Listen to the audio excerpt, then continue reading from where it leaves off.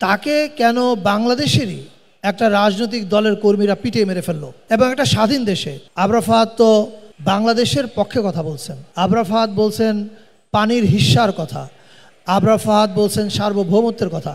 এবং আবরার ফাহাদ যার সম্পর্কে লিখেছে সে এই দেশের কেউ না, সে আরেক দেশের প্রধানমন্ত্রী। আরেক দেশের প্রধানমন্ত্রীকে সমালোচনা করার অপরাধে বাংলাদেশের ক্ষমতাসীন দলের ছেলেরা তাকে পিটিয়ে মেরে ফেলেছে। And that was our Bangladesh, এটাই ছিল বাংলাদেশ।